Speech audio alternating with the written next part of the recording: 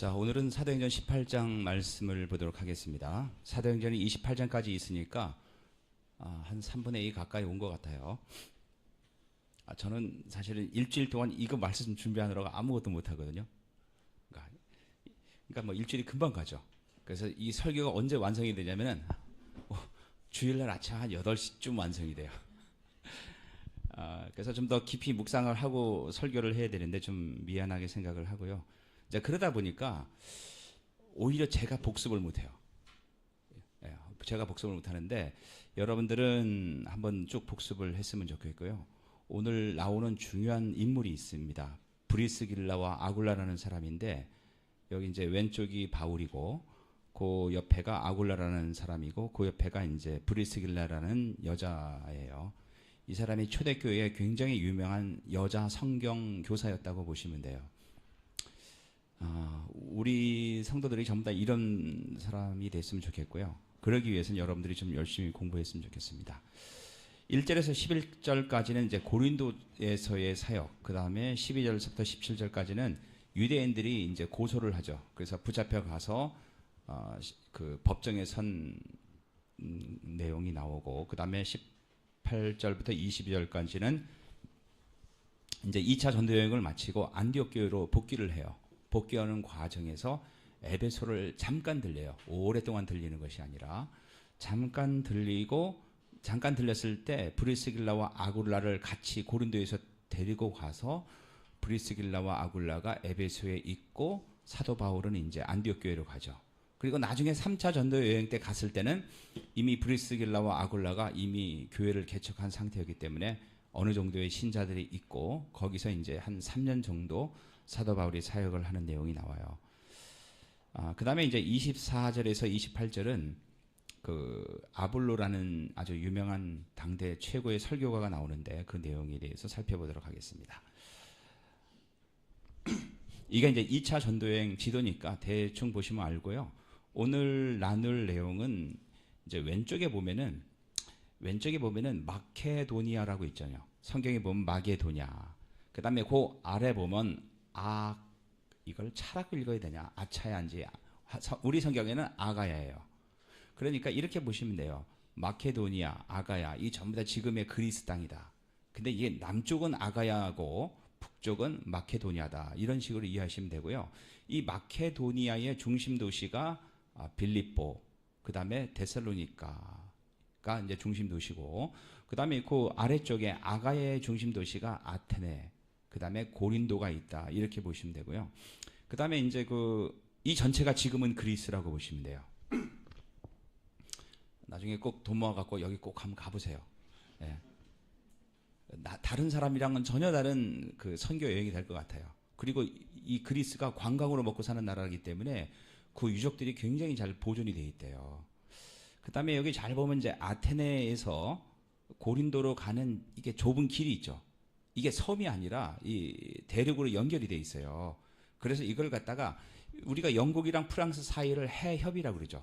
그 다음에 우리나라랑 일본이랑 그 사이를 해협이라고 한다고. 해협. 그러니까 좁은 바다를 해협이라고 그러고, 이게 바다와 바다 중간에 좁은 땅을 지협이라고 그래요. 그러니까 이제 지협으로 아테네와 고린도가 연결이 돼 있죠. 그래서 그래서 이쪽에 보면 에게해라고 그러는데, 오른쪽에 에게해에서 이 고린도 넘어서 가려면은 배를 삥 돌아가든지 아가야를, 아니면 다이렉트로 가면은 운하를 뚫어 놓으면 좋은데 그 당시에는 이제 운하를 뚫는 기술이 없어서 그런지 몰라도 이 도로를 놨대요. 나무로 만든. 그래서 배에다 바퀴를 달아갖고 큰 배는 안 되고 작은 배들은 그렇게 이동을 했다고 돼 있어요.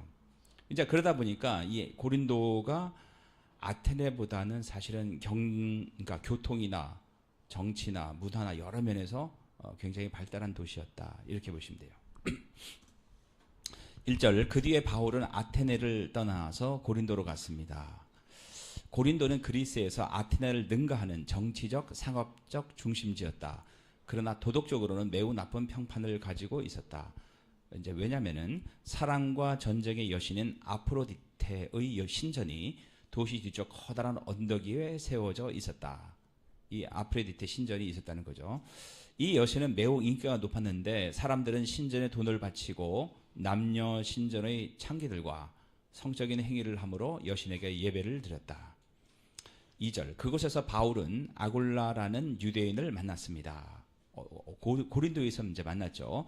아굴라는 본도 지방에서 태어났지만 이 본도가 어디냐면은 이 지도를 보면은 저 맨 위에 보면 블랙시라고 돼 있죠. 이게 이제 흑해예요, 흑해. 그 밑에 보면은 비티니아 앤드 폰투스라고 돼 있죠.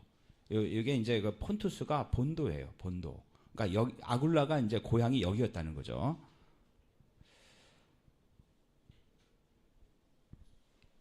아굴라는 본도 지방에서 태어났지만 글라우디오 이 사람은 황제죠. 로마 황제가 모든 유대인에게 로마를 떠나라고 명령했기 때문에 그의 아내 브리스길라와 함께 얼마 전에 이탈리아에서 그러니까 로마에서 고린도로 옮겨왔습니다. 바울이 아굴라와 브리스길라를 찾아갔습니다. 왜 찾아갔을까요? 네, 그 내용은 뒤에 나옵니다. 로마에서 유대인들을 내보낸 것은 추방한 것은 주후 49년에 있었던 일이다. 로마에서 그리스도인들이 예수님을 메시아로 믿자 유대인들이 반발해서 폭동을 일으켰다. 그럼 로마 사람들 입장에서는 시골에서 온 애들이 자기들끼리 막 싸우고 그러니까 다 쫓아냈다는 거죠. 글라우디오는 이제 황제죠. 기독교인과 유대인의 갈등을 해소하기 위해서 유대인 중 로마 시민, 그러니까 로마 시민권을 가진 사람 외에는 나머지 모두를 로마에서 추방했다. 이때 유대인이 5만 명이 로마에서 쫓겨났다. 그러니까 그 당시에도 유대인들이 전 세계에 흩어져서 많이 살았대요. 그 북아프리카에 이제 알렉산드리아라는 도시가 있는데 거기서는 유대인이 10만 명 살았대요. 그 당시에. 브리스길라의 이름이 먼저 등장한다. 이제 성경에 보면은 항상 브리스길라, 아굴라 이렇게 나와요. 사실은 남자 이름이 먼저 나와야 되는데 여자 이름이 먼저 나온다는 거죠. 이것은 그녀가 교회 내에서 더 큰 리더십을 발휘했기 때문이거나 아니면 더 높은 사회적 신분을 지녔기 때문일 것이다. 근데 이제 학자들은 이 첫 번째일 가능성이 훨씬 높다고 얘기를 해요. 그들은 바울을 만났을 때 이미 그리스도인이었다. 이제 복음이 퍼져갖고 사도 바울이 복음을 전하기 전에 이미 로마에 복음이 들어갔고 이미 로마에 교회가 생겼다는 거죠. 그들은 교회가 이미 존재하고 있었던 로마에서 왔다. 사실은 사도 바울이 이 존재하고 있는 로마 교인들에게 보낸 편지가 사실은 로마서예요. 정황을 볼 때 바울이 고린도를 방문한 것은 주후 50년경이다. 사도 바울이 브리스길라와 아굴라를 찾아간 이유는 아마 취직을 부탁하기 위함이었던 것으로 보인다. 일자리 좀 달라는 거죠. 바울은 다른 바리새인들처럼 생계를 꾸릴 합당한 직업을 가지고 있었다. 그러니까 바리새인들, 그러니까 유대인 랍비, 그러니까 이제 바리새인 중에 선생님들은 성경을 가르치고 돈을 받는 것을 금했어요. 그러다 보니까 성경 교사들은 많았지만 이 사람들은 성경은 성경대로 가르치고 돈은 다 자기 직업을 가지고 돈을 벌었다는 거죠. 또한 하는 일 없이 놀면 안 된다고 가르쳤다. 따라서 바울은 어려서부터 이 기술을 배웠다. 부유하든 가난하든 직업 훈련을 시키는 것이 유대인들의 관심이었다는 거죠. 제가 이제 바리새인들을 우리 늘 나쁜 것만 배웠는데 이걸 보니까 바리새인들이 굉장히 이거는 정말 우리가 배워야 된다. 그러니까 우리가 이제 무슨 좋은 대학 나와야 되고 뭐 이게 아니라 우리 자녀들이 생존할 수 있는 능력을 부모들은 키워줘야 되고 그 은사에 맞게 또 반면에 브리스길라와 아굴라처럼 성경을 가르칠 수 있는 능력 또한 우리가 키워줘야 된다. 이들 부부는 브리스길라와 아굴라는 바울과 같은 직업을 가지고 있었다. 학자들에 의하면 이들 부부는 주상복합체 건물에 살면서 주상복합체가 옛날에도 있었어요. 우리 옛날 사람 무시하면 안 돼요. 이게 지금 2000년 전 얘기인데 아래층은 공장으로 위층은 주거 공간으로 사용하면서 천막 제조업을 운영했다고 한다. 이것이 사실이라면 사도 바울은 이들의 공장에 취직하러 간 것이다. 그러니까 자기가 천막 만든 기술을 가지고 있으니까 이렇게 무로무로 해서 이제 취직 좀 해달라고 간 거예요. 고대의 장인들은 기술자들은 오늘날처럼 경쟁 관계가 아니었다. 오히려 동종업자들끼리 서로 협력하는 조합인 길드를 형성함으로 협동조합이죠. 같은 지역에서 함께 모여 살기도 했다. 따라서 바울과 아굴라가 함께 동업을 했다는 것은 아주 자연스러운 일이라는 거죠. 근데 가서 이제 사실 일하러 갔는데 알고 보니까 그리스도인이란 말이에요. 그러니까 바울이 얼마나 좋았겠어요. 사실은 그게 하나님의 인도죠. 3절 마침 그들의 직업이 같았기 때문에 바울은 그들과 함께 묵으면서 그들과 같이 일했습니다. 천막 만드는 것이 그들의 직업이었습니다. 바울은 그 당시는 이제 천막을 뭘로 만들었냐면 가죽이나 염소 털로 짠 옷감을 자르고 꿰매어 천막을 만드는 일을 배웠습니다. 그러니까 그 염소 털로 만드는 게 캐시미르 그런 거잖아요. 예, 그랬던 것 같아요. 천막은 군인들을 위해 사용되었을 뿐 아니라 햇빛을 피하는 용도로도 사용되었다. 천막을 만드는 자로서 바울은 자신의 생계를 유지하며 하나님이 인도하는 곳이면 어디든지 갈 수 있었다. 제가 참 이것을 옛날부터 알았으면은 선교사들한테 이걸 가르쳤을 거예요. 직업 훈련을 시키고 보내야죠. 근데 지금 대부분의 선교사들은 이 훈련이 안 된 채 성경만 연구해서 간단 말이에요. 사도 바울의 선교 전략을 우리가 사실은 배워야 된다. 그 당시 선교사들은 전부 다 직업이 있었대요. 우리가 이제 나중에 보는 아볼로가 알렉산드리아 출신인데 그러니까 쉽게 말하면 성경학자예요. 구약 성경을 능통한 사람이고 알렉산드리아가 당대 최고의 대학이 있었는데 거기서 이제 필로라는 철학자 밑에서 배운 아주 유명한 사람이죠. 근데 그 사람도 직업을 가지고 순회를 하면서 선교를 했다는 거예요. 헬라어로 천막 만드는 자라는 단어는 가죽을 다루는 사람을 묘사하는 데 사용되기도 했다. 따라서 이 직업은 단지 천막만을 만드는 것을 가리키는 것이 아니라 가공된 가죽을 다루는 모든 종류의 일, 예를 들어 천막을 만드는 것, 신발을 만드는 것, 가죽을 연결하는 일 등을 포함했다. 그러니까 신발도 아마 사도 바울이 잘 만들었던 것 같아요. 사도행전에서 바울이 손수 일했다는 기록은 18장이 처음이지만 그의 선교 사역에서의 원칙은 일을 해서 생활비를 충당하는 것이었다. 그가 일부 교회들로부터 지원받은 것은 사실이었지만 여러분 교회 입장에서는 무조건 선교사를 지원해야 돼요. 하지만 선교사 입장에서는 웬만하면은 충당하기 위해서 생활비를 충당해서 우리가 비즈니스를 해야 된다는 얘기죠. 전적으로 의존한 것은 아니었다. 4절 바울은 안식일마다 회당에서 유대인과 그리스인과 함께 토론을 하면서 그들을 설득하려 했습니다. 그럼 안식일 외에는 뭘 했을까? 바울이 안식일에만 본격적인 선교 활동을 한 것은 아굴라 부부와 함께 가게에서 천막 만드는 일에 전념했기 때문이었다. 그래서 사도 바울의 데살로니가 전서나 이런 데를 보면은 밤낮을 가리지 않고 열심히 일했다고 되어 있어요. 5절 실라와 디모데가 마케도니아에서 고린도로 온 이후에 이제 실라와 디모데가 이제 그 베레아에 있다가 다시 늦게 왔죠. 아테네에서 만나기로 했는데 아테네에서 안 만나고 고린도에서 만난 거예요. 바울은 이제 이때부터 바울은 말씀을 전하는 일에만 힘썼습니다. 그러니까 그 전까지는 열심히 일을 하면서 복음을 전했는데 이제 그 디모데와 실라가 온 다음에는 말씀을 전하는 일에만 힘썼다는 거죠. 왜 그랬을까? 그는 예수님께서 그리스도이심을 유대인들에게 증언했습니다.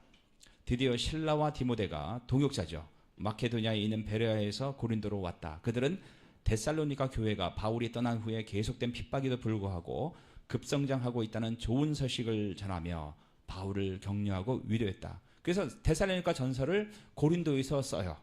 쓰면서 내가 너희들이 정말 그 사랑의 수고와 인내와 이런 거를 이제 칭찬하는 내용들을 편지를 쓰는 거죠. 그게 이제 데살로니가 전서인데 또한 마케도니아 교회들 특히 빌립보 교회 빌립보 하면은 그 여자가 한 명 있었죠.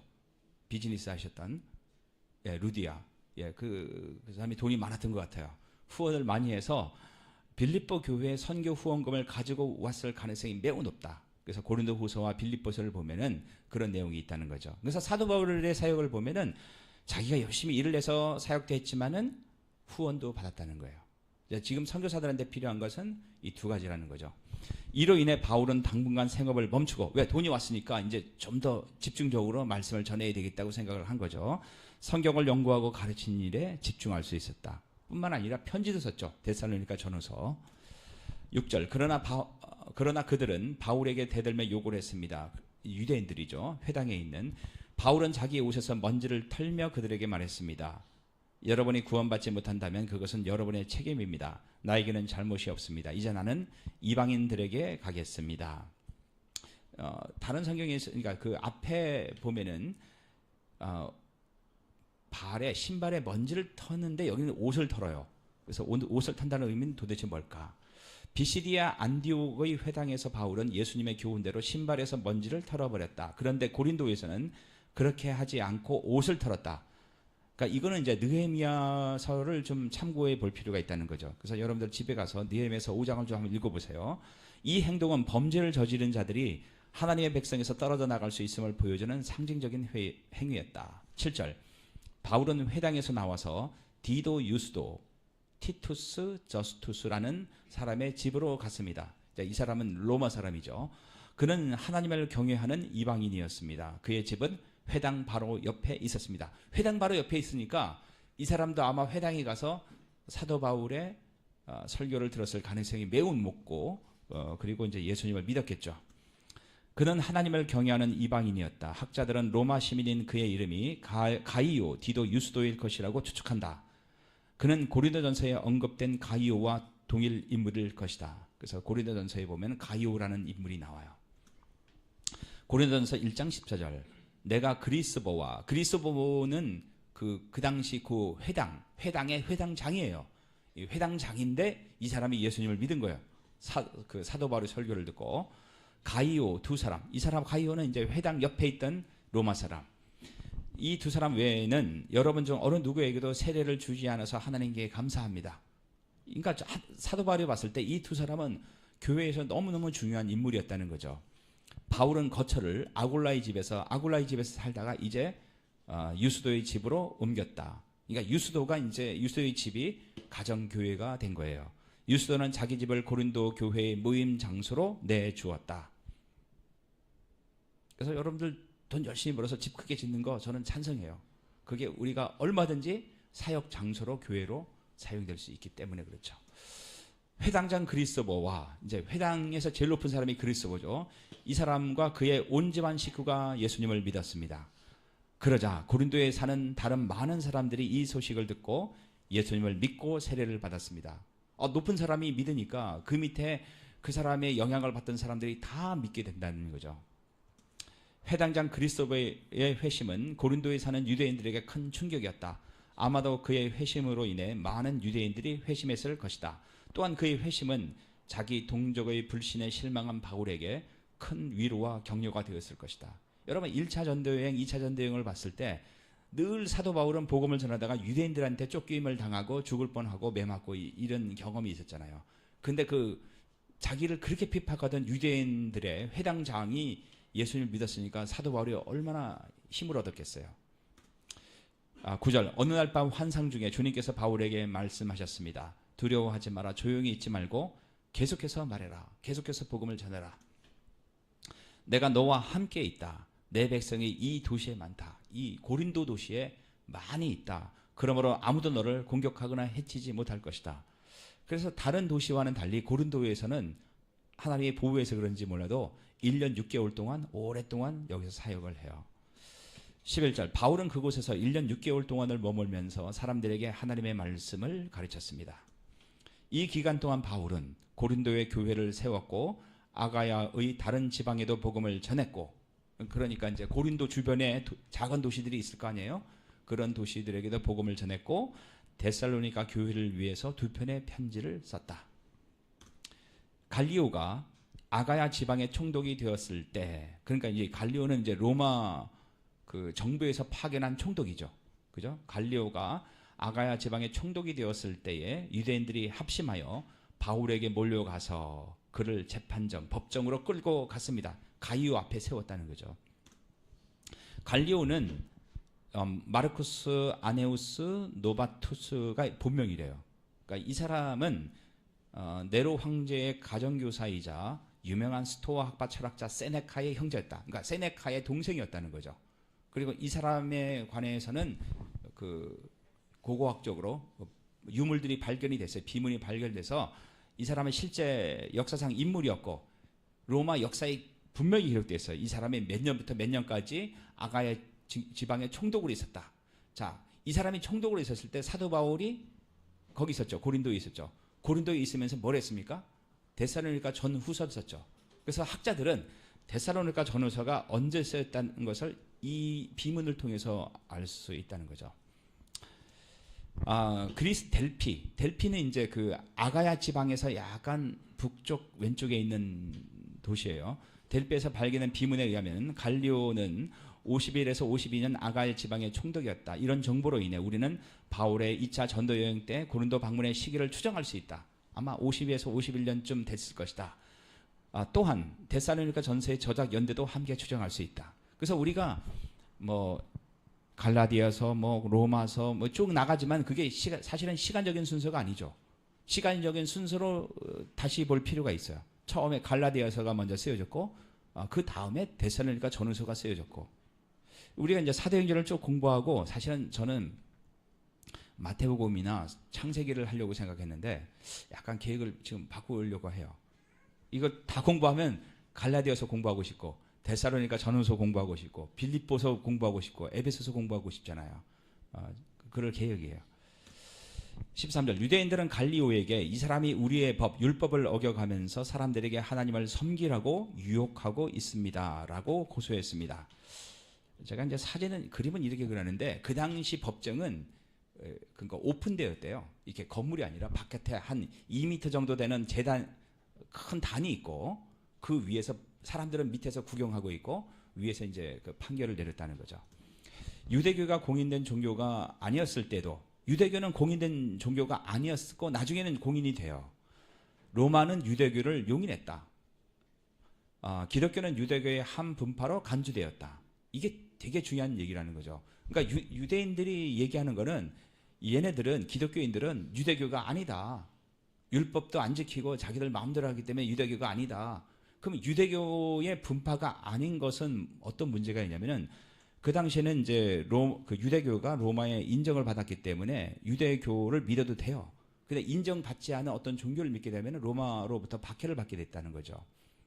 바울의 가르침이 유대교의 것이 아니므로 금지되어야 한다고 주장했다. 만일 갈리오가 유대편을 들어준다면 기독교라는 것은 유대교 안에 있는 한 종파가 아니라 전혀 다른 새로운 종교다. 이런 식으로 만일에 판결을 내게 되면은 기독교는 로마 제국 전역에서 불법으로 간주될 가능성이 매우 높았다는 거죠. 14절 바울이 막 입을 열려고 하는데 갈리오가 유대인들에게 말했습니다. 이 사람이 굉장히 그 합리적인 사람이었대요. 여러분, 고소하는 것이 어떤 범죄나 나쁜 행동에 관한 것이라면 내가 들어주겠다. 이 사람이 뭘 훔쳤거나 남을 죽였거나 그런 범죄를 일으켰으면 내가 당신들의 고소를 받아주겠다. 어떤 범죄라는 것은 이제 개역 성경에는 부정한 일로 나와요.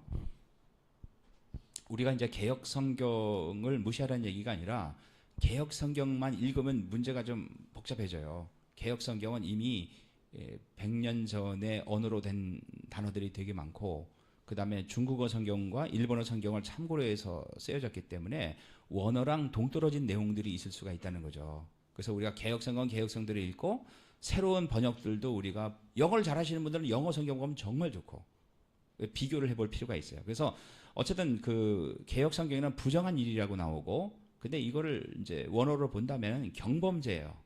가벼운 범죄, 나쁜 행동이라고 돼 있고 불량한 행동은 중범죄를 뜻한다는 거죠. 원어로 봤을 때. 만일 바울의 행동이 경범죄나 중범죄에 해당된다면 자기 법정에서 다루는 것이 맞다는 뜻이다. 그러면 내가 심판을 하겠다. 재판을 하겠다. 그러나 여러분이 지금 말하는 것은 언어, 말과 명칭과 여러분들의 율법에 관한 것들이다. 그러니까 말에 관한 것이고 명칭에 관한 것이고 여러분들 율법에 관한 것이기 때문에 그러니까 이런 문제는 여러분 스스로 해결하도록 하시오. 나는 이런 사건에서 재판하지 않겠다. 이렇게 대답을 하는 거예요. 그럼 언어가 뭐고 명칭이 뭐냐. 율법은 알겠는데 갈리오는 유대인들의 소송이 그들의 언어와 명칭과 율법에 관한 것이므로 스스로 처리하려고 한다. 언어라는 것은 말이죠. 사도 바울이 예수님이 부활하셨다고 말한 것이에요. 그 다음에 명칭은 바울이 예수님이 메시아라고 가르친 거죠. 명칭이라는 것은 메시아라는 거죠. 예수님이 메시아다. 갈리오는 유대인들의 종교적 신학적 일에 전혀 관여하지 않겠다고 분명히 선을 긋고 있다. 총독의 이러한 기각 판결은 복음 확장에 있어서 획기적이라 할 만큼 중요한 사건이었다. 첫째, 이 판결은 아가야 지방뿐 아니라 그리스 남부의 그 지역뿐만 아니라 다른 지방에서도 선례가 될 수 있었다. 둘째, 갈리오 총독의 기독교를 유대인의 유대교 내의 한 분파로 간주하므로 기독교는 유대교라는 우산 아래서 로마 제국으로부터 독립적인 종교 활동을 보장받게 되었다. 이게 어떤 의미가 있냐면 조금 더 깊게 봤을 때 그 결과 고린도 기독교인들은 유대교의 유대인들과 같이 시민들에게 요구된 황제 숭배의 의무에서 면제받게 되었다. 종교가 없는 사람들은 무조건 다 황제를 숭배하게 됐다는 거죠. 근데 이제 국가가 인정한 종교들은 그럼 니네 신 믿어라. 뭐 황제 숭배 안 해도 된다. 물론 이게 나중에는 어떤 황제가 등장하고서는 황제 숭배를 요구하는 때도 있었어요. 하지만 기독교가 초기에 막 이렇게 확장되어 나갈 때 이런 황제 숭배의 의무에서 면제받게 되었기 때문에 복음이 더 많이 확산될 수 있었다. 16절 이 말을 하고 갈리오는 그들을 재판정에서 몰아냈습니다.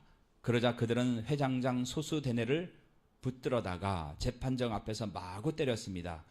그래도 갈리오는 이 일에 조금도 참견하지 않았습니다. 여기서 이제 중요한 것은 그들이 누구냐 이거죠. 유대인들인가 헬라인들인가.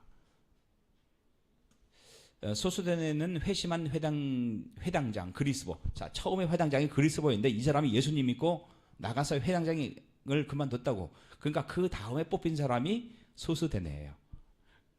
소수데네를 때린 사람들이 누구인지는 확실하지 않다. 만일 헬라인들이라면 이번 기회를 통해 고린도에 팽배한 반유대주의 정서를 표출한 것이고, 만일 유대인들이 때렸다면 그가 소송을 잘 준비하지 못했다면서 화풀이한 것이다. 후에 소수데네는 그리스도인이 되었다. 고린도전서 1장 1절에 보면 나와요. 갈리오는 회당장 소수데네가 폭행당하는 것에 조금도 관여하지 않았다. 이것은 기독교와 유대교의 갈등에 로마가 개입하지 않겠다는 뜻이다. 그러니까 니네들끼리 알아서 해라. 왜? 같은 분파니까. 고린도전서 1장 1절 하나님의 뜻에 따라 그리스도 예수의 사도로 부르심을 받은 나 바울과 형제 소수데네는, 그러니까 이 사람이 사도 바울의 형제뿐만 아니라 그 동역자가 됐다는 얘기예요. 처음에 고린도에게 편지를 보낼 때 나올 정도면은 소수데네가 기독교 교회 안에서 굉장히 큰 인물이었을 것이다. 18절 바울은 형제들과 함께 고린도에 며칠 더 머물다가 그들과 작별하고 배를 타고 시리아로 갔습니다. 브리스길라와 아굴라도 그와 동행하였습니다. 고린도에서 만난 브리스길라와 아굴라가 동행했다는 거죠. 바울은 항해하기 전에 그가 이전에 맹세한 것이 있어서 갱그리아에서 머리를 깎았습니다. 왜 머리를 깎았을까? 바울은 약 2년가의 사역을 통해 성장시킨, 그러니까 정확하게 말하면 한 1년 6개월 정도 돼요. 고린도의 가정교회와 결별하고 수리아로 행했다. 그러니까 수리아 안디옥 교회죠. 지금으로 말하면 시리아. 그의 최종 목적지는 수리아에 있는 안디옥 교회였다. 바울은 안디옥 교회로 돌아가면서 동업자인 브리스길라와 아글라와 동행했다. 그들은 바울이 앞으로 전개할 에베소 선교 사역의 전초 기제를 준비하기 위해 함께 간 것으로 보인다. 사실은 2차 전도여행 초기에 사도 바울은 에베소 쪽을 가고 싶어 했어요. 근데 누가 막았습니까? 성령이 막았다고, 못 가게. 성령이 막았다는 것을 주석에는 여러 가지가 나와요. 성령께서 이제 꿈에 나타나서 못 가게 막았다. 아니면 여러 가지 자연재해나 뭐 예를 들어서 폭우가 와서 길이 끊어졌다든지 그런 이제 못 가게 될 상황 때문에 이제 막았다, 이렇게 본다고. 그러니까 이제 사도 바울은 마음속에 늘 에베소가 있었던 거예요. 그래서 나중에 거기를 한번 꼭 교회 개척을 해야 되겠다라고 생각을 했던 거죠. 그래서 자기는 어쨌든 안디옥 교회로 돌아가야 되니까 거기에 이제 먼저 그걸 뭐라 그러지? 선발대로 보낸 것이 브리스길라와 아굴라라는 거죠. 19절 그들은 에베소에 도착했습니다. 그곳에서 바울은 브리스길라와 아굴라와 헤어진 후, 그죠? 혼자서 회당으로 가서 유대인들과 토론했습니다. 사도 바울은 수리아 안디옥으로 돌아가는 도중에 갱그레아, 에베소, 갱그레아는 제가 조금 이따 다시 설명할게요. 그 고린도 옆에 있던 항구예요, 항구.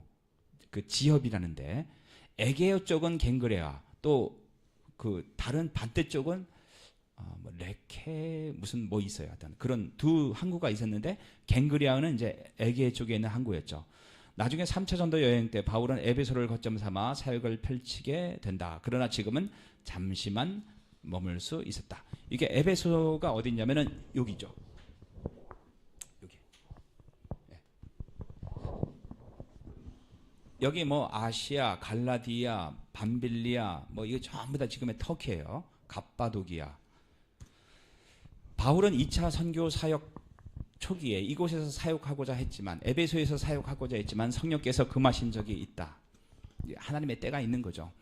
바울이 브리스길라와 아굴라 부부를 이곳에 데려와 머무르게 한 것은 앞으로 에베소를 중심으로 선교 사역을 전개하고자 하는 의도를 보여준다. 그들은 바울이 없는 동안 에베소에서 차기 선교 사역 준비를 담당한 것으로 보인다. 물론 그들은 이곳에서 그들의 사업도 병행했을 것이다. 완전히 그냥 하루 종일 전도만 한 것이 아니라 이 사람들이 그러니까 베이스를 닦기 위해서 비즈니스를 하면서 사역을 했다는 거죠. 그래서 지금은 선교사들은 복음 전하고 제자 사역을 잘하죠. 교회 개척도 잘하고. 반면에 비즈니스의 전문가들은 교회 안에 다 있어요. 이게 합해져야 된다는 얘기예요. 합해져야. 그래야지 우리가 초대교회 같은 놀라운 복음 전파를 할 수 있다는 거죠. 20절 유대인들이 바울에게 좀 더 머물러 달라고 말했지만 바울은 거절했다. 에베소에서 잠깐이다 가려고 그러니까 이 사람들이 아쉽단 말이에요. 그러니까 우리를 좀 더 가르쳐 주십시오. 바울의 선교는 고린도에서보다 에베소에서 유대인들에게 훨씬 더 잘 받아들여졌다. 아마 그가 머리를 깎은 것과 관계가 있을 가능성이 높다. 머리를 깎았잖아요. 갱그리아에서. 이 머리 깎은 의미가 뭔가는 제가 좀 이따 설명을 해드릴게요. 또한 바울이 머물기를 거절한 이유는 예루살렘에서 유월절을 지키기 위함이었다라고. 여러분 성경이 원본이 없잖아요. 다 사본이에요.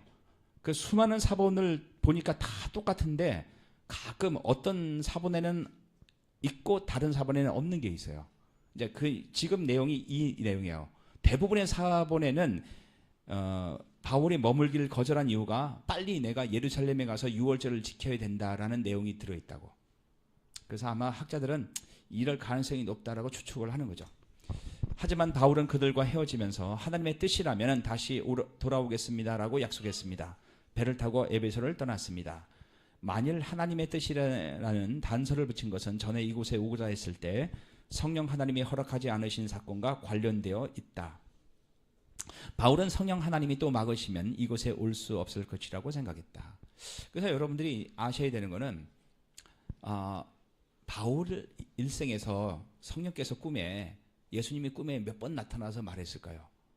저도 안 세봤지만은 10번은 안 될 거예요. 성경을 봤을 때.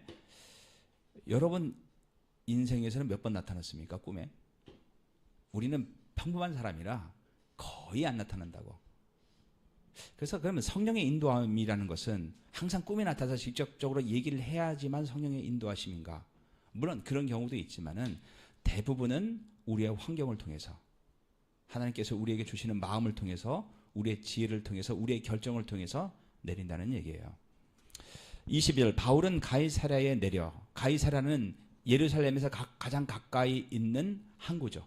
거기서 내려서 예루살렘으로 올라가 인사한 뒤에 예루살렘이 높은 곳에 위치해서 올라갔다는 의미도 있지만은 그러니까 서울처럼 중요한 도시이기 때문에 우리가 서울로 올라간다 그러지 서울로 내려간다는 말 하는 거잖아요. 그런 의미라고 이해하시면 돼요. 다시 안디옥으로 내려갔습니다. 자, 바울이 탄 배는 에베소에서 가이사랴까지 1500km를 항해한 후 예루살렘 항구의 도시인 가이사랴에 도착했다. 우리가 성경은 잠깐 나오니까 별거 아닌 것처럼 보이지만은 에베소에서 가이사랴까지 1500km 걸려요. 그러면 그 2000년 전에 배 타고 이건 정말 몇 달이 걸렸고 배값도 매우 비쌌다는 거죠. 바울은 예루살렘에서 안디옥까지 성경에서는 한 절 잠깐 나오지만은 540km를 3주에 걸쳐 걸어갔다. 이렇게 함으로 바울은 2차 선교 여행을 마쳤다. 23절. 바울은 여기서부터는 이제 3차 전도 여행이라고 그래요. 학자들은. 한동안 안디옥에 머물러 있다가 그것을 떠나 갈라디아와 부르기아 지방을 두루 다니면서 이 갈라디아와 부르기아는 그 옛날에 이제 그 갈라디아 그 근처에 왕국이 있을 때요. 부르기아라고. 그러니까 갈라디아 지방 근처라고 보시면 돼요. 모든 신자들에게 힘을 북돋워 주었습니다. 23절은 바울의 3차 전도 여행의 시작을 알리는 구절이다. 3차 전도 여행은 주후 53년부터 57년까지 계속되었다. 바울은 안디옥 교회를 떠나서 에베소로 향했다. 그죠? 3차 전도의 목표는 에베소예요. 그리고 가는 도중에 갈라디아와 부르기아 지역에 있는 교회들을 다시 방문했다. 3차 여행에서 바울은 에베소에서 오랫동안 사역을 했다. 한 2, 3년 정도 걸렸다고 얘기를 하죠. 24절, 아볼로라는 유대인이 에베소에 왔습니다. 그는 알렉산드리아에서 태어났으며 이제 지금의 이집트죠. 이집트에 있는 알렉산드리아라는 굉장히 중요한 도시예요. 교육을 많이 받았고, 이제 개혁 성경에는 언변이 좋은 이렇게 돼 있는데 원어를 해석해 보면은 교육을 많이 받았다 이렇게 돼 있죠. 성경에 능통한 사람이었습니다. 여기서 말하는 성경은 이제 구약 성경이죠. 언변이 좋은 사람이란 정규 교육을 받은 사람을 뜻한다. 당시 알렉산드리아의 정규 교육은 수사학을 필수 과목으로 가르쳤기 때문에 교육받은 사람들은 대부분 달변가였다. 말을 너무너무 조리 있게 잘했다는 거죠. 아볼로는 구약 성경에 능통했을 뿐 아니라 스피치 또한 뛰어난 학자였다. 그는 곳곳을 다니며 비즈니스도 하면서 성경을 가르쳤던 순회 설교사였다. 당시 알렉산드리아에는 대단히 많은 유대인들이 살고 있었고 한 10만 명이라고 제가 말씀드렸죠. 예수님 오시기 약 200년 전에 70인역이 만들어진 곳이 바로 이것이다. 이 70인역이 뭐냐면은 원래는 이제 히브리어로 된 성경이란 말이에요. 근데 이제 디아스포라 유대인들이 많이 생기다 보니까 히브리어를 하는 사람들이 거의 없어요. 이 사람들은 전부 다 헬라어를 썼단 말이죠. 그래서 이 70명의 유대 학자들, 그러니까 유대교 학자들이 모여서 히브리 성경을 헬라어로 번역한 거예요. 그 어디서 번역했는가? 여기 알렉산드리아 도서관에서 번역을 했다는 거죠. 실제로 과거에 알렉산드리아 도서관이 굉장히 컸대요. 예. 그는 주님에 관한 도로 배워서 알고 있었기 때문에 예수님에 관한 일들을 말하고 자세히 가르쳤습니다. 그러나 그는 예수님까지는 알았는데 요한의 세례밖에 몰랐대요. 이 사람이 아볼로가. 아볼로가 회당에서 용기 있게 말하는 것을 브리스길라와 아굴라가 듣고 그를 자기들 집으로 데려다가 하나님의 도에 대해서 더 자세하게 정확하게 설명해 주었습니다. 누가? 브리스길라가 당대의 최고의 학자를 자기 집에 초청을 해서 당신이 여기까지만 알고 있는데 이 다음이 더 중요하다라고 이제 설명을 해준 거죠. 대단한 사람이죠. 브리스길라라는 여자가. 저는 또 아볼로도 대단하다고 그래요. 이 사람이 진짜 최고의 대학을 나오신 분인데 최고의 철학자고 그런 사람인데도 그 브리스길라가 하는 얘기를 잘 들었다는 얘기죠. 아볼로는 예수님에 관한 세례 요한의 말만 들었다. 세례 요한은 죄의 회개에 초점을 맞추었는데 이것은 첫 번째 단계다. 완전한 메시지는 죄로부터의 회개와 그리스도에 대한 믿음과 헌신이죠. 근데 이제 여기가 빠진 거죠. 아볼로는 예수님의 삶, 십자가, 부활 등은 알지 못했다. 또한 성령에 대해서도 알지 못했다. 그래서 브리스길라와 아굴라는 그를 데려다가 복음에 대해 자세히 설명했다. 아볼로가 잘못 알고 있는 것을 교정해 주었기보다는 아예 애초부터 잘못 알는 것이 아니라 거기까지는 올바르게 알았다는 거죠. 마치 컴퓨터 프로그램의 옛 버전을 새 버전으로 업데이트하듯이 그가 아는 오순절 이전의 복음 버전을 오순절 이후 복음 버전으로 업데이트 해준 것이다. 27절 아볼로가 아가야 지방으로 가고 싶어 하자. 이제 고린도가 있는 그 지역. 여기는 지금 에베소란 말이에요. 반대로 사도 바울이 온 반대로 가서 사역하고 싶어 하자 에베소의 신자들은 격려하면서 그곳의 신자들에게 아볼로를 영접하라고 편지를 썼습니다. 그래야지 그쪽 사람들이 신뢰할 수 있으니까. 그 얘기는 뭐냐면은 에베소에 있는 교인들과 그 당시에 이메일도 없었고 전화도 없었고 아무것도 없었지만은 멀리 떨어진 고린도 교인들과 뭔가 교류가 있었고 어느 정도 네트워크가 형성이 됐다는 얘기죠. 사실 우리는 뭐 옆에 교회가 뭐 하는지 누가 있는지 모르죠. 제가 베트남에 가서 놀란 거는 뭐냐면은 하여튼 다낭을 중심으로 한 사방 한 100, 200km에 있는 기독교인들은 다 알아요. 자기들끼리. 뭐 하는지 다 알더라고. 얘가 어느 학교 다니고 뭐 여자친구가 누구 뭔지 다 알아. 좀 한국은 이제 그런 점. 옛날에는 한국 교회는 그랬어요. 옆에 교회랑 뭐 축구 시합도 하고 놀기도 하고 뭐 그런데 요즘에 이제 그런 게 좀 아쉽죠. 여기서 중요한 건 네트워크란 말이야. 크리스찬들끼리의 네트워크. 아볼로는 그 지방에 도착하여 하나님의 은혜로 믿게 된 사람들에게 많은 도움을 주었습니다. 그래서 그 고린도 교회에 교회에서 고린도전서를 보면은 나는 씨앗을 심었고 뿌렸고 아볼로는 물을 주었으며 자라게 하시는 분은 하나님이시다. 이런 얘기가 나오죠. 그러니까 실제로 복음을 전한 사람은 바울이었지만은 그 사람들을 잘 양육해서 성숙하게 만든 사람은 아볼로라는 얘기예요. 브리실라와 아굴라 부부를 중심으로 에베소에 이미 가정교회가 형성되었음을 보여준다. 왜냐하면 믿는 사람들이 편지를 썼으니까. 사도 바울이 에베소를 잠시 방문했을 때 그의 말씀을 긍정적으로 받아들인 사람들, 그리고 부부의 복음 증거로 예수님을 믿게 된 사람들이 가정교회 교인이 되었을 것이다. 아볼로는 형제들이 써준 편지를 가지고 아가야 지방의 고린도 교회에 도착해서 그곳에서 귀한 사역을 감당했다. 고린도에는 바울이 지난 18개월 동안 선교 사역을 한 결과 많은 사람들이 주님을 믿고 있었다. 이게 이제 고린도 교회죠. 아볼로는 바울의 빈자리를 채워서 그곳 형제들에게 큰 유익을 끼쳤다. 근데 이제 문제는 고린도 교회가 이제 좋은 점도 많았지만은 문제도 많았죠. 그래서 막 아볼로파, 뭐 바울파, 베드로파, 뭐 그리스도파 이렇게 이제 교회에 이제 분열이 생긴 거죠.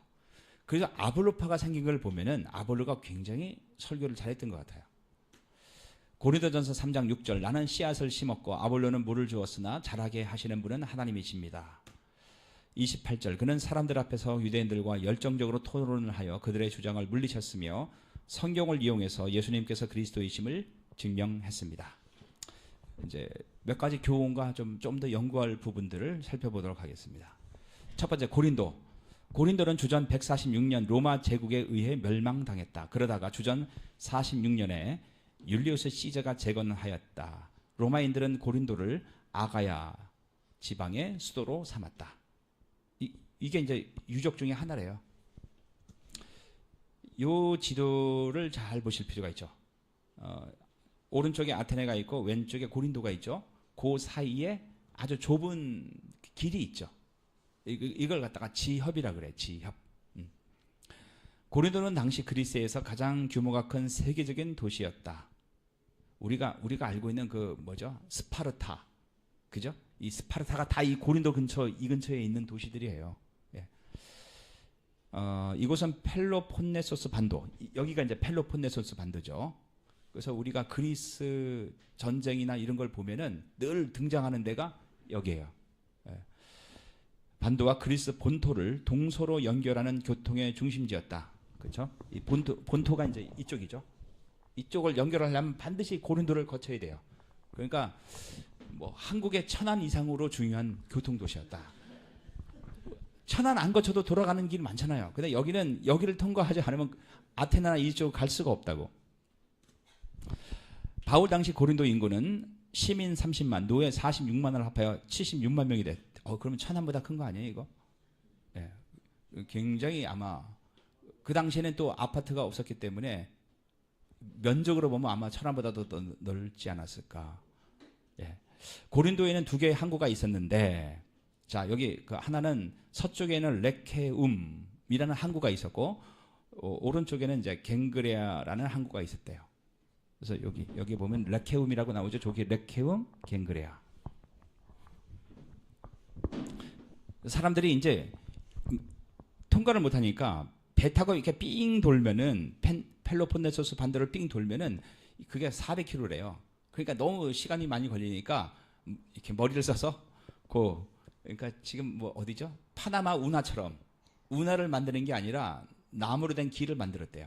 이 길. 그래서 이제 배에다가 바퀴를 달아갖고 끌고 갔다는 얘기죠. 두 항구는 나무길로 연결되어 있었다. 작은 배들은 이 나무길을 통해 한 항구에서 다른 항구로 옮겨 다녔다. 또한 그리스 남쪽과 북쪽을 잇는 주요 도로가 고린도를 지나갔다. 고린도는 경제적으로 매우 발전한 부유한 그리고 활락과 유흥이 넘쳐나는 도시였다. 여기 있네요. 스파르타가 여기 있네요. 그죠? 네. 도시에는 다양한 신을 위한 여러 신전이 있었다. 고린도는 사랑의 여신으로 알려진 아프로디테. 이게 로마 신화에 보면 비너스죠. 그죠? 비너스를 숭배하는 중심지였다. 그래서 비너스 제품을 쓰면 안 된다 그런 얘기는 아니에요. 이건 상품명이니까. 1,000명의 여자 사자들이 그 여신을 섬겼으며 그들은 밤에 창녀가 되어 거리를 돌아다녔다. 고린도의 성적인 난잡성은 악명이 높았다. 인간적인 관점에서 볼 때 고린도는 성공적인 사역을 거둘 것으로 기대할 만한 곳이 전혀 없었다. 그죠? 뭐 이교도가 많고 성적으로 매우 타락했고, 하지만 바울은 세상적인 관점으로 보지 않고 그는 고린도를 하나의 도전이자 위대한 사역의 기회로 보았다. 고린도는 또한 고대 그리스 운동 경기로 잘 알려져 있다. 특히 그리스도가 아니라 그리스입니다. 그리스의 4대 경기장 중 하나가 고린도에 있었다. 고린도는 2년에 한 번씩 열리는 대회를 통해서 막대한 경제적인 수익을 내었다. 바울 역시 고린도에서 사역하는 동안 운동 경기를 참관하거나 들었을 것으로 보인다. 그래서 이제 고린도전서를 보면은 운동 경기에 비유하는 신앙이 운동 경기에 비유하는 내용들이 많이 나오죠. 그래서 고린도전서 9장을 보면은 경기장에서 경주자들이 다 달려가지만 상을 받는 사람은 한 명뿐인 것을 알지 못하십니까? 이와 같이 여러분도 상을 받을 수 있도록 달리십시오. 경기를 하려는 사람은 모든 면에서 자기 절제를 하는 법입니다. 그들은 썩어 없어질 면류관을 얻으려고 절제를 하지만 우리는 썩지 않을 면류관을 얻으려고 그렇게 합니다. 썩을 면류관을 위해서 죽으라고 이렇게 훈련하고 절제하고 열심을 하는데 당신들은 썩지 않을 면류관을 위해서 왜 이렇게 노력을 안 하냐 이 얘기예요. 이 비유를 든 것은 그 당시에 고린도에서 이런 경기가 열렸기 때문이었다는 거죠. 오늘 천안 축구팀이 축구샵을 한대요. 오령 경기장에서. 그래서 이제 그 고린도에서 열린 경기를 이스트미아 경기라고 해요. 그래서 그리스에는 4개의 경기가 있었는데 하나는 올림피아, 하나는 파티아, 하나는 네메아, 그 다음에 이스티미아. 이게 올림피아가 아니라 이스티미아가 이제 정말 나중에 뭐가 됐으면 올림픽 경기가 아니라 이스티미아 경기라고 했을 거예요 아마. 고대 그리스 4대 경기의 하나로 2년마다 개최되었다는 거죠. 두 번째, 첫 번째 지금까지는 이제 우리가 이제 고린도에서 살펴봤고, 두 번째 사도 바울이 고린도에서 오래 머문 이유가 뭐냐 이거죠. 다른 곳에서는 그렇게 오래 머물지 않았는데 오래 머물렀다. 첫째, 바울은 천막 제조 동업자 브리스길라와 아굴라보를 만나서 생활비를 벌 수 있었고 자비랑 선교의 터전이 확보되므로 장기적인 거주가 가능했다. 선교사에게 가장 큰 은혜와 축복은 준비되고 훈련된 동역자를 하나님의 때에 만나는 것이다. 그래서 선교사가 장기적으로 사역하기 위해서는 당연히 그 본국의 교회의 후원과 물질적인 후원과 기도가 중요하지만 현지에서 자립할 수 있는 어느 정도의 비즈니스도 굉장히 중요하다는 얘기예요. 그리고 또 그걸 위해서는 반드시 좋은 만남이 있어야 된다. 둘째, 하나님은 의로운 바울에게 영적인 아들이여 동역자인 디모데와 실라를 합류시켜 그러니까 동역자가 같이 있으니까 아테네보다 그 빌립보보다 더 오래 사역할 수 있었다는 거죠. 그래서 사실은 이것도 우리에게 주는 의미가 있죠. 혼자 열심히 하는 것보다는 팀 사역이 너무너무 중요하다는 얘기예요. 그다음에 이제 머리를 깎았단 말이죠. 그걸 이제 나시린의 서원인데, 나시린 제도는 레위 지파 출신이 아닌 하나님의 백성이 일정 기간 동안 하나님께 자기 몸을 드려 하나님을 특별히 섬기겠다고 결단하는 제도를 나시린 서원이라고 해요. 근데 이제 물론 일정 기간 동안이라 그러니까 평생 나시린인 사람도 있죠. 대표적인 사람이 지금 나온 삼손이에요. 사도 바울은 2차 전도 여행을 자기 몸을 거룩한 산 제물로 드린 나시린 서원의 실행이라고 믿었다. 갱그리아에서 머리를 깎았다는 것은 그동안 바울 자신이 나시린의 헌신 차원에서 살았음을 보여준다. 서원이 종료되는 날, 그러니까 나시린으로 이제 살다가 끝나는 날은 다 머리를 깎았대요. 이제 그것이 이제 그런 의미라는 거죠. 나시린의 전통에 비춰볼 때 고린도 사역으로 바울이 계획한 헌신의 사역이 일단락되었음을 알 수 있다. 바울의 나시린 서원은 동족 유대인들의 적대적 오해와 편견을 완화시켜 보려는 의도도 있었다. 이 나시린이나 이거 전부 다 이제 구약에 나왔잖아요. 그러니까 유대인들이 구약의 율법의 전통을 지키고 있으니까 나도 그걸 지금도 지키고 있다는 걸 보여주기 위한 거라는 거죠. 또한 자신도 율법의 전통을 존중하고 있음을 보여주려고 한 것이다. 그러면 왜 여기까지 할 필요가 있었을까? 다시 말해서 이방인들에게는 할례도 율법도 지킬 필요 없다고 가르치면서 할례 받지 마라, 율법 필요 없다 하면서 실제 자기 자신은 율법을 지켰다는 거죠. 사도 바울은 자신의 유대인 전통은 성실하게 이행하고 있는 이유는 계속해서 유대인들과의 연결고리를 이어가고자 했기 때문이라는 거예요. 고린도전서 9장 20절을 보면은 유대인들에게는 내가 유대인과 같이 된 것은 유대인들을 얻고자 하며 유대인들을 전도하기 위해서 내가 유대인처럼 되었다는 거예요. 율법 아래에 있는 자들에게는 내가 율법 아래에 있지 아니하지만 율법 아래에 있는 자처럼 된 것은 율법 아래에 있는 자들을 얻고자 합니다. 율법 아래 내가 율법에서 자유하지만은 내가 율법을 지키는 이유는 율법 아래에 있는 사람들을 얻기 위함이란 말이에요. 여기서 우리는 배워야 돼요. 복음을 드려야 할 사람에 대해서 우리가 그 사람들의 눈높이로 내려가서 복음을 전해야지 그냥 그 위에서 이론적으로 올라와라 하는 것은 잘못됐다는 거죠. 네 번째, 에베소. 에베소는 중요한 상업도시였고 자치적인 통치권을 가진 자유도시였다. 로마 제국의 아시아주 수도는 버가모였지만 모든 행정적 기반은 에베소에 있었다. 당시 이제 고린도에서 지금 에베소로 넘어왔어요. 고린도는 아프로디테라는 여신이 있었죠. 근데 이제 여기는 다른 여신이 있어요. 25만 명 정도 되었으며 상당히 많은 유대인들이 이곳에 살았다. 에베소는 달과 사냥의 여신이자 여러 유방을 지닌 다신의 여신인 아르테미스, 로마 신화에서는 다이아나라고 그래요. 다이아나를 도시의 수호신으로 숭배했다.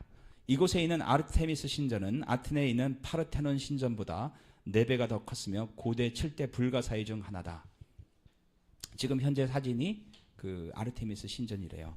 아르테미스 숭배자들은 매우 적극적으로 자기 종교를 전파한 것으로 유명했다. 오늘날 튀르키예의 가장 대표적인 유적지이며 각종 유물이 잘 보존되어 있다. 다섯 번째, 알렉산드리아. 알렉산드리아는 로마의 이집트 통치를 위한 중심지였다. 이제 알렉산드리아가 이집트에 있는 중요한 도시죠. 카이로보다 훨씬 더 오래된 도시였죠. 상업과 교육의 도시였으며 아테네의 버금가는 지성의 도시로 유명했다. 그래서 여기 알렉산드리아 출신의 유명한 신학자들도 많죠. 당대 유대인들이 최고 철학자인 필로도 이곳 출신이다. 아볼로가 철학자 필로에게 배웠을 가능성이 매우 높다는 거예요. 주전 293년, 246년에 이집트를 통치한 프톨레미 2세는 고대에서 가장 유명한 도서관을 알렉산드리아에 건축했다. 이때 여기에서 구약 성경이 헬라어로 번역되었다. 그게 이제 70인역이라고 제가 말씀드렸고, 예수님께서 그 마태복음이나 이런 데 보면 구약 성경을 인용했을 때 이 70인역을 많이 이용했다고 학자들은 얘기를 해요. 알렉산드리아는 당시 로마 다음으로 인구가 많은 대도시였다. 당시 알렉산드리아에 거주하는 유대인의 수가 약 10만 명 정도가 되었다. 아볼로는 신약이 알렉산드리아와 연관해서 언급하는 유일한 기독교인이다. 사도시대가 지나고 교부시대가 시작되면서 알렉산드리아는 기독교에서 지성의 장소로 자리 잡으며 클레멘트와 오리겐 등 유명한 유대한 성경학자를 배출한다. 그 다음에 여섯 번째, 브리스길라.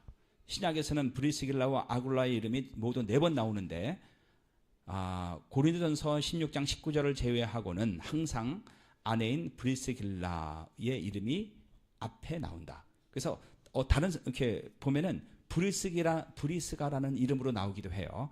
성경에서 이름의 순서는 주도권 혹은 영향력을 암시한다. 이것만 봤을 때 남편인 아굴라보다는 아내인 브리스길라의 영향력이 교회 내에서 훨씬 더 컸다. 18장 26절에 의하면 브리스길라는 학문이 많고 성서에 능한 학자이자 설교가인 아볼로를 자기 집으로 데려다가 하나님의 도를 자세히 풀어 가르쳤다. 제가 이제 이 말씀을 준비하면서 기도 제목이 그거예요. 우리 교회 자매들이 이런 사람이 됐으면 좋겠다. 맨 설거지만 하고 그러지 마시고, 여기 액티테미라는 헬라어 말을 보면은 풀어 이르다, 설명하다, 강론하다 이런 뜻인데, 이 단어는 11장에서 베드로가 자신의 환상을 유대 그리스도인들에게 설명할 때, 그 다음에 28장에서 바울이 로마에서 자기 집에 찾아오는 사람들에게 하나님의 나라를 증거하고 성경을 가르칠 때 사용했다는 거죠. 그러니까 베드로와 사도 바울이 가르쳤을 때만 사용했던 단어예요. 근데 이 단어를 그 브리스길라에게 사용했다는 거죠. 이 단어가 브리스길라에게 사용되었다는 것은 그녀가 베드로나 바울과 유사한 위치에서, 굉장히 교회에서 높은 위치에서 아볼로를 가르친 것이다. 따라서 그녀는 초대교회의 대표적인 여성 교사라 할 수 있다. 그래서 저는 이런 의미에서 여자 목사가 그분이 그런 능력이 된다면 얼마든지 여성 목사가 있을 수도 있다.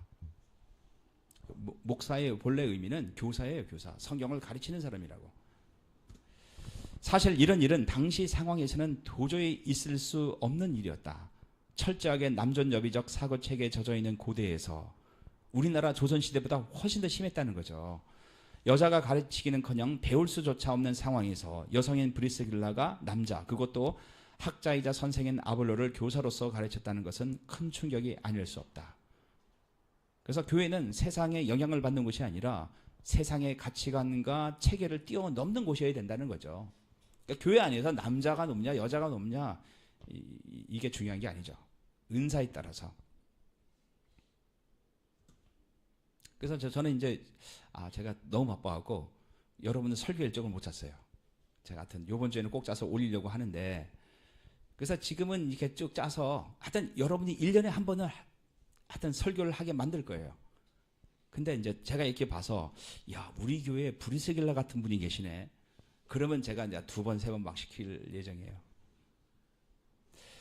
그래서 왜 목사님이 왜 나한테 2번 시키냐, 3번 시키냐 불만하지 마시고 목사님이 나를 브리스길라로 인정하시는구나 라고 생각했으면 좋겠어요. 로마서 16장 3절 그리스도 예수 안에서 나의 동역자인 브리스가와, 여기 브리스길라와 아골라에게, 동역자래요.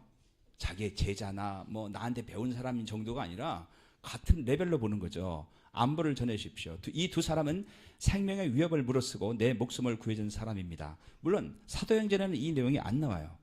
하지만 이걸로 추측해 봤을 때 사도 바울의 굉장히 중요한 파트너였다는 것을 우리가 알 수 있죠.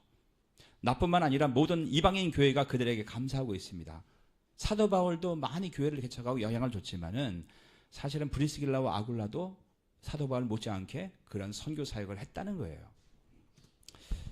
자, 처음에 지금 이제 6번째는 브리스길라만 얘기했는데, 이제는 이제 남편이 좀 섭섭할까봐 브리스길라와 아굴라 부부에 대해서, 인생을 의미 있게 사는 부부들의 특징은 그냥 각자 알아서 사는 게 아니라 서로 보완해주고 서로의 부족한 부분을 채워준다는 얘기죠. 서로의 장점을 활용하면서 성공적인 팀을 형성한다. 부부가 한 팀이냐가 더 중요하다는 얘기죠. 그들의 팀워크는 주변 사람들에게 큰 영향을 끼친다. 성경은 한 번도 그 두 사람을 따로 언급한 적이 없다. 브리스길라가 탁월한 사람이었지만은 브리스길라 혼자 얘기한 적이 없다는 거죠. 항상 남편과 같이 이야기했다는 거예요. 그러니까 두 사람은 가정생활과 사역에서 항상 함께했다. 브리스길라와 아굴라 부부는 아볼로를 자기 집으로 데려다가 가르침을 주었다. 그들은 일생 동안 자신들의 집을 훈련과 예배의 처소로 사용했다. 이게 중요해요. 선교사가 자기 집을 오픈하지 않으면 절대로 복음 증거가 안 돼요. 근데 이제 한국에 와서 제가 느끼는 거는 자기 집을 오픈하기가 굉장히 어렵다는 거예요. 여러분이 그거를 뛰어넘지 않고는 절대로 복음 증거가 될 수가 없어요. 여러분 같이 밥 먹는데 뭐 나가서 사 먹지? 여러분 집에서 먹는 라면이랑 돈 주고 사 먹는 라면이랑 똑같습니까? 맛이야 당연히 이쪽이 맛있겠지만은 그게 자기 집을 오픈했다는 자체는 전혀 다른 거예요. 베트남의 좋은 전통은 뭐냐면은, 제가 이제 애들이 그래요. 방학 때 선생님 우리 고향집에 놀러 오라고 그냥 하는 소리인 줄 아는데 진심으로 하는 얘기예요. 그리고 가면은 이 선생님이 자기를 굉장히 좋게 생각하고 그렇게 생각한다고. 그러니까 손님을 접대하는 거를 굉장히 좋은 미덕으로 생각을 한다는 거죠. 우리에게 필요한 게 이거예요. 몇 년 뒤에 다시 로마로 돌아간 이들 부부는 가정교회를 개척했다. 대단한 사람들이죠. 그죠? 고린도에 있다가 사도 바울 같이 에베소로 왔다가 에베소에서 교회를 개척하고 또 다시 로마로 가서 거기서 가정교회를 개척하고, 지금도 여전히 그리스도인의 가정은 복음을 전파하기 위한 최고의 도구이다. 여러분 안 믿는 사람이 갑자기 교회에 와서 예수님 믿는 경우는 드물어요. 제가 어렸을 때는 그게 가능했죠. 부흥회 하면은 막 동네 사람 다 오고 했으니까. 근데 요즘에 부흥회를 하든 뭘 하든 교회 나오는 사람 누가 있나요? 거의 없죠. 근데 우리 집에 뭐 떡 했으니까 한번 와서 먹으라 하면 오는 사람이 있다는 거죠. 뭐 이리오페에서 좋은 무슨 커피가 왔는데 한 잔 뽑아줄 테니까 와라. 온다는 거예요. 여러분 사실은 복음은 그렇게 전해야 된다는 얘기예요. 로마서 16장 5절 그리고 브리스가와 아굴라 집에서 모이는 교회에도 안부를 전해 주십시오. 여러분 초대교회는 예배당 건축을 했다는 얘기가 없어요. 다 집에서 모였다고. 물론 우리가 이제 필요하면 땅을 사고 건물을 지을 수는 있죠. 근데 사실은 우리가 선교의 핵심은 뭐냐? 집이에요, 집. 집이라고. 가정을 중심으로 복음이 확산되는 거예요. 여덟 번째, 아볼로. 저는 이 사람이 되게 그 존경스러운 사람이죠. 굉장히 탁월한 사람임에도 불구하고 뭐 이름 없는 여자가 가르치는 것을 받아들였다는 얘기죠. 참된 성경교사는 가르치기를 잘하는 자일 뿐 아니라 배우기도 잘하는 자이다. 자기보다 전문적이지 못한 사람에게도 기꺼이 배우려는 개방적이고 겸손한 사람이 참된 성경교사이다. 아볼로는 훌륭한 대학교와 방대한 도서관의 본고장인 이집트 알렉산드리아 출신이었다. 학자이자 웅변가이자 변론가인 아볼로는 교회를 굳게 세우고 격려하는 일에 크게 쓰임을 받은 하나님의 도구였다. 잘 훈련받은 지성인이 하나님의 영광을 위해 사용될 때 강력한 도구가 될 수가 있다. 그래서 우리가 뭐 이렇게 아볼로처럼 훌륭한 학자가 될 수는 어렵죠. 그래서 제가 한번 그 카톡방에 뭐 유튜브 하나 올리는 게 있는데, 그리스도인이 인문학을 공부해야 되는 이유에 대해서 책을 좀 봤으면 좋겠어요. 지금은 사실은 문과 나오면 취직할 데가 없잖아요. 그래서 애들이 다 이과 가다 보니까 생각하는 게 너무 부족해요. 너무너무 부족해요. 요즘에 저는 의사 사태를 보면서 최고의 지성이들이지만은 내가 봤을 때는 최고의 지성이 아니라 아주 얕은 한 분야의 전문가들이 얼마나 잘못된 것을 우리가 알 수가 있죠. 그래서 사실은 여러분들이 이제 우리 자녀들을 가르칠 때 물론 이제 생존하기 위한 어떤 직업도 가르쳐야 되고, 또한 반면에 학교에서는 배울 수 없는, 그죠? 그런 인문학 책들이나 이런 걸 우리가 키워야 된다는 얘기예요. 그 다음에 만남의 축복. 기독교는 처음부터 네트워크였다. 우리가 어떤 사람을 만나는 것은 우리가 무엇을 하는 것만큼 중요하다. 이런 만남의 축복이 없으면 우리는 살 수가 없죠. 성령께서 다 우리를 만나게 하시는 거예요. 선교제에 있으면 그걸 아주 뼈저리게 느껴요. 또한 귀한 사람들끼리 서로 만날 수 있도록 연결해주는 고리가 돼야 된다. 아까 이 네트워크가 에베소 교회 사람들과 고린도 교회 성도들, 네트워크란 말이죠. 그래서 우리가 이제 우리 교회에 가끔 오시는 선교사님들, 우리가 여기 오시는 선교사님들을 다 100% 후원하고 싶지만은 현실적으로 그게 안 되잖아요. 네트워크라도 계속 연결을 해야 된다는 얘기죠. 그 다음에 도시 중심의 선교 전략. 1차 전도 여행 때는 살라미, 바보, 비시디아, 안디옥, 이고니온, 루스드라, 더베 다 주요한 도시였죠. 2차는 빌립보, 데살로니가, 베레아, 아테네, 고린도. 3차는 대부분 에베소. 로마 제국의 주요 도시, 주의 수도, 종교, 철학, 문학, 경제, 교통의 중심지를 통해 복음을 확산하는 것이 사도 바울의 선교 전략이었다. 그래서 지금은 아까 어떤 정경인 집사님이 그랬나? 우리나라에 없어지는 초등학교가 200개래요, 올해. 그죠? 그래서 시골에 제가 있는 공주도 소멸 순위 하여튼 3위 안에 드는 그 충청남도에서 빠르게 인구가 감소되는 도시죠. 그래서 물론 당연히 시골에서도 우리가 사역을 해야 되지만은 이 도시가 중심이 돼서 확산되어야 된다는 얘기예요. 그래서 우리 교회가 천안이라는 지역에 있는 것도 좋은 의미가 있다고 저는 생각을 해요. 하나님의 뜻이 있다고 본다는 거죠. 그 다음에 이제 마지막으로 사도 바울과 자비랑 선교. 사도 바울은 고린도전서 9장에서 영적인 사역자가 받는 후원의 정당성에 대해 고린도 교인들에게 분명히 제시한다. 여러분, 목사나 교회에서 풀타임 사역자들이 교회 성도들의 헌금으로 생활하는 것은 당연한 거예요. 그거는 잘못된 게 아니라고. 당연한 건데, 그러나 바울은 대가 없이 그런 걸 받지 않고 복음을 전했다는 거예요. 여러분, 사역자의 입장에서는 무조건 이런 생각을 가지고 목회를 해야 되고 선교를 해야 된다고 생각을 해요. 바울의 1차 선교 여행에서 바울과 바나바는 시리아, 안디옥과 갈라디아에서 자비랑 선교를 하였다. 그래서 고린도전서 9장에 보면은 나와 바나바만 생계를 위해 일해야 한단 말입니까? 실제로 바나바가 일을 했단 말이에요. 사도행전에서는 그 일한 내용이 나오진 않지만은 2차 선교 여행에서 바울은 데살로니가에서 육체 노동을 하였다. 데살로니가전서 2장 9절 형제들이여 여러분은 우리가 얼마나 열심히 일했는지 아실 것입니다. 우리는 복음을 전하는 동안 여러분 어느 누구에게도 짐이 되지 않으려고 밤낮으로 열심히 일했습니다. 그래서 우리가 아까 살펴봤지만은 실제로 그 사도 바울은 그 안식일에만 유대 회당에 가서 복음을 전했잖아요. 나머지 정말 밤낮으로 열심히 일했다는 거예요. 이거는 사역자들에게만 해당되는 게 아니라 우리에게도 해당이 돼요. 우리에게도. 바울은 단순히 생계 유지를 위해서가 아니라 그의 가르침의 진실성과 그 당시 순회 설교자들이 많았대요. 이 사람들은 설교하고 돈 받고 설교하고 돈 받고 그 이제 그러다 보니까 약간 가짜들이 좀 생기는 거예요. 가짜 돈을 위해서. 근데 사도 바울은 나는 돈 때문에 너희들에게 복음을 전하는 게 아니다.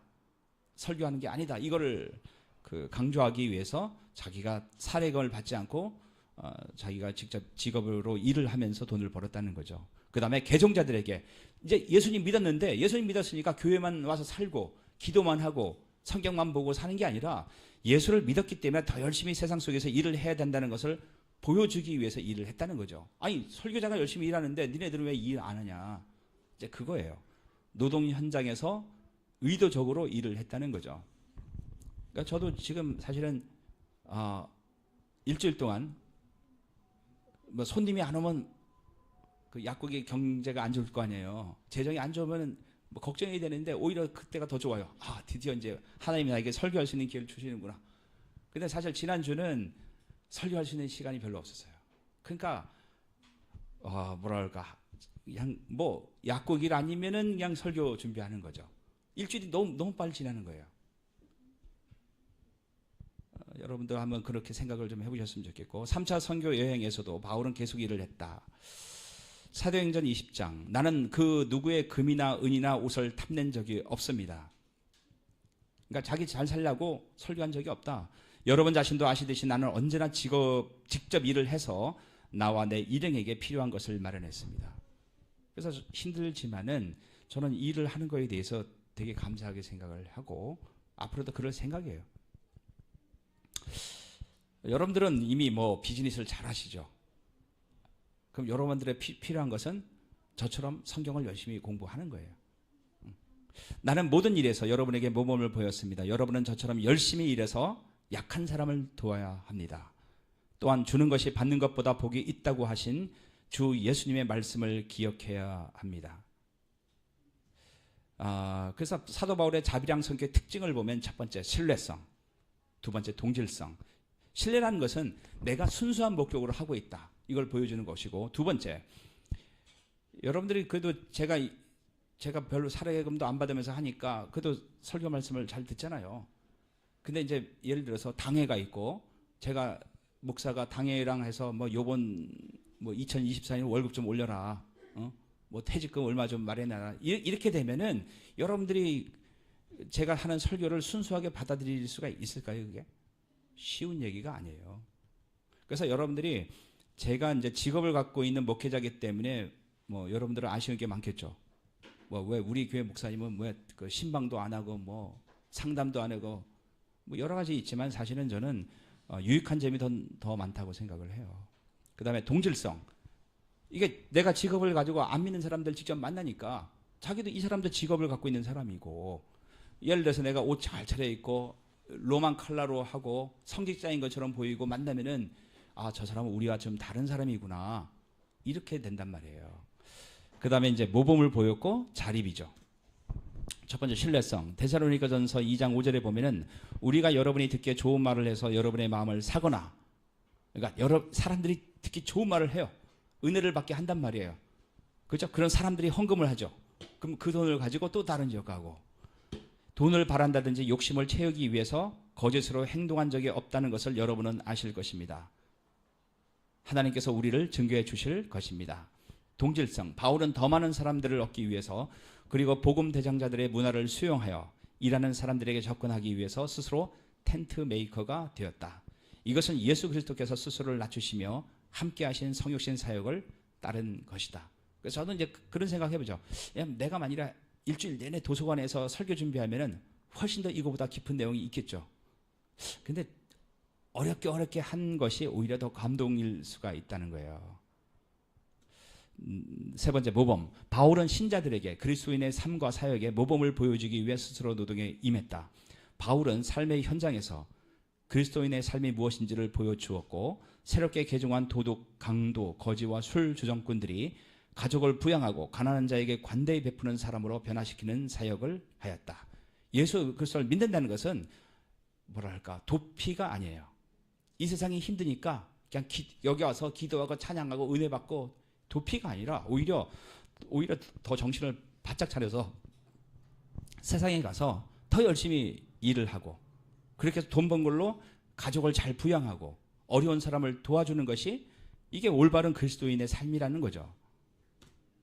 제가 이제 베트남에 뿐만 아니라 동남아 지역에 있을 때 선교사를 가기 전에 많이 돌아다녔어요. 돌아다니면서 많은 선교사들과 만나서 이야기도 해보고 얘기해보면서 한 가지 문제점을 발견했어요. 그건 뭐냐면은 선교사들은 되게 그런 얘기를 많이 해요. 제자들이 한국에 유학을 가면 안 들어온다는 거예요. 그 다음에 제자들이 적당히 키우면 다 떠난다는 거예요. 목회자를 키우려고 신학도 시키고 다 했는데 다 어느 날 보면 다 사라졌어. 다 딴 데 가서 돈 번다는 거죠. 그래서 제가 느낀 거는 뭐냐면은 예수 그리스도를 믿는다는 것은 전혀 뭐랄까 현실을 떠나서 사는 것이 아니라 오히려 사람들의 속에 들어가서 똑같이 일을 하는 과정에서 삶을 통해서 예수 그리스도를 증거하는 것이라는 거예요. 그래서 우리 제자들에게 신앙만 시키는 것이 아니라 비즈니스 할 수 있는 능력들도 우리가 키워야 된다는 얘기죠. 그래서 그런지 몰라도 저희 베트남 제자들은 유학 끝나고 오래 머무른 애들이 없어요. 다 들어가서 지금 뭐 다 좋은 직장 다니면서 사역을 하고 있죠. 데살로니가 후서 3장 7절 우리가 보여준 모범을 통해 여러분은 어떻게 살아야 하는지 잘 알게 되었을 것입니다. 그래서 우리가 말로만 설교하는 게 아니라 삶을 통해서 보여주는 게 중요하다는 얘기예요. 여러분과 함께 있을 때 우리는 결코 게으름을 피우지 않았습니다. 놀면서 일하지 않았다는 거죠. 정말 열심히 일을 했다는 거죠. 다른 사람의 양식을 먹게 될 때에도 우리는 늘 값을 치렀습니다. 저도 웬만하면 어디 가서 식사하면은 제가 돈 내지 얻어먹지 않는다고. 여러분 어느 누구에게도 짐이 되지 않기 위해 우리는 밤낮으로 일하고 또 일했습니다. 사실 이 사도행전은 이 내용이 안 나와요. 데살로니가 전후서 편지를 통해서 우리가 알 수 있는 거죠. 이게 이제 사역자들의 자세라는 거죠. 디모데전서 5장 믿는 사람은 자기 친척 특히 가족부터 잘 돌봐야 합니다. 그렇게 하지 않은 사람은 믿음을 저버린 사람이며 하나님을 믿지 않는 사람보다 더 나쁜 사람입니다.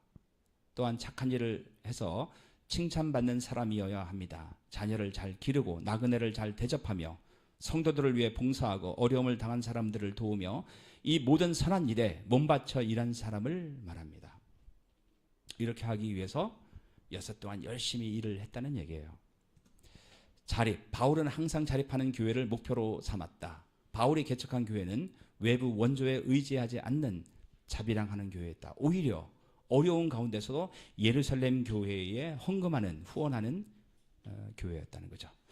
적용을 뭐 간단히 몇 가지만 했어요. 첫 번째 아볼로를 보면은 당대 최고의 학문을 가진 학자였지만은 성경을 능통했던 사람이었지만은 겸손했고 배우려는 자세가 있었다. 그래서 여러분들도 늘 배우려는 자세를 가졌으면 좋겠고요.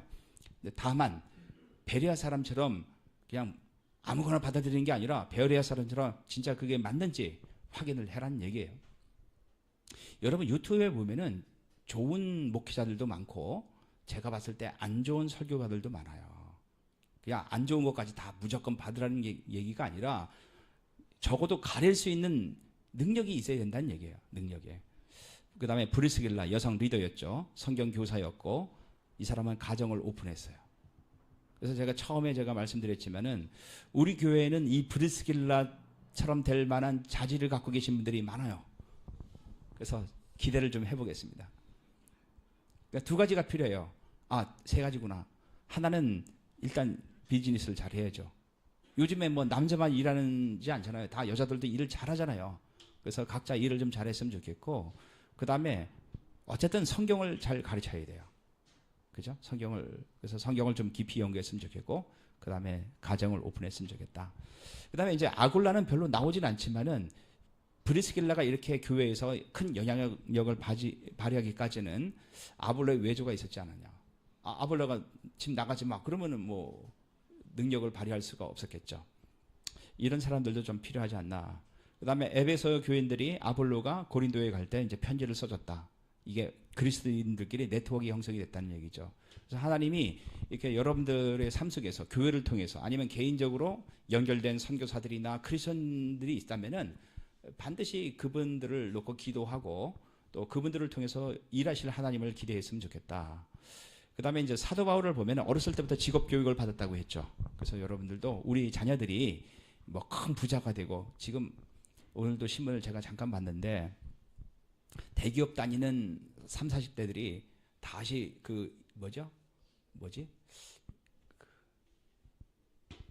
저기 고등학생들이 많이 보는 저기 입시 사이트 있죠. 수능. 뭐 그 아주 유명한 사이트가 있어요. 경건이가 옛날에 대학교 갈 때 공부했던 메가스터디인가?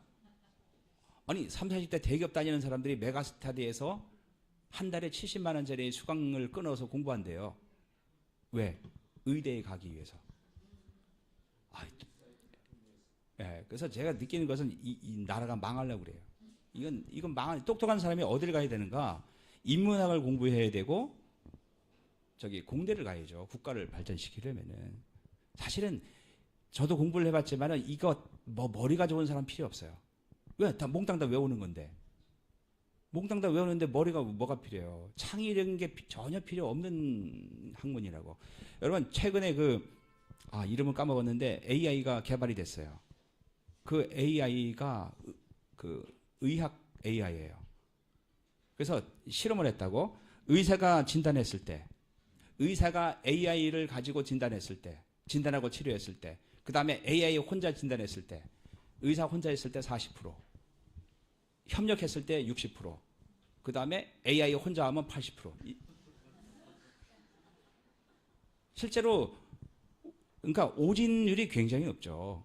그러니까 지금 봤을 때 의학 쪽에서 일하는 사람한테 필요한 것은 똑똑한 두뇌가 아니라 마음이에요. 환자를 정말 사랑하는 마음이라고. 그런 마음이 필요한 사람들이 가야지. 정말 똑똑한 사람들은 저는 철학 쪽으로 가야 되고, 신학 쪽으로 가야 되고, 공대 쪽으로 가야 된다고 저는 공대로 가려면 사실 또 우리나라처럼 기초과학, 자연과학이 발전해야 돼. 수학이나 생물학이나 화학. 그래서 30, 40대 똑똑한 사람들이, 대기업 사람들이 의대에 가기 위해서 다시 공부한다는 거는 여러분 절대로 그렇게 자녀 키우면 안 돼요. 그렇게 키우지 마시고 꼭 부자가 안 돼도 좋으니까 자기 생계를 유지하면서 하나님의 일을, 선한 일을 할 수 있는 사람으로 좀 키워줬으면 좋겠다. 그게 필요하죠. 그래서 이제 우리 뭐 성현이도 저기 중학교 가고 뭐 은서도 갔지만은 이게 뭐 남의 집 애들이다 이렇게 생각하지 말고 우리 자녀라고 생각하고 걔네 진로나 여기에 대해서 늘 생각을 해줬으면 좋겠어요. 그 다음에 이제 사도 바울도 자비량을 했죠. 물론 후원을 안 받은 건 아니지만은, 그 다음에 이제 선교 전략을 보면 도시 중심이었고, 그 다음에 직업, 열심히 일하면서 선한 일을 하는 것이 하나님의 뜻이다.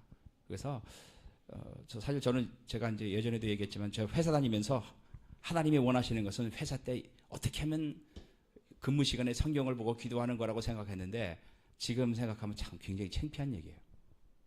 여러분 회사에서 열심히 일하는 것도 예배 드린다고 생각하시면 돼요. 그 다음에 이제 사도 바울의 동역자 실라, 디모데, 브리스길라, 아굴라, 소스데네 이런 동역자들이 있었기 때문에 사도 바울이 사역을 잘할 수 있었다. 예, 기도하겠습니다. 하나님 아버지, 오늘 말씀을 통해서 우리가 어떻게 선교를 해야 되는지, 어떻게 네트워크를 형성하는지, 직업을 통해서 우리가 어떻게 복음을 전해야 되는지 배우게 하심을 감사를 드립니다. 세상과 분리되지 않고 세상 속에 들어가서 그들을 섬김으로 우리의 직업을 통해서 하나님의 말씀을 증거하기를 원합니다. 한국에서 파송된 수많은 선교사들이 있는데 그들이 이러한 비즈니스 선교를 잘 이해하고 잘 훈련받아서 더욱 하나님의 말씀을, 하나님의 복음을 땅끝까지 증거하는데 도움이 되기를 원하고, 저희가 그런 부분에 있어서 작게나마 쓰임받을 수 있도록 도와주시옵소서. 예수님의 이름으로 기도했습니다. 아멘.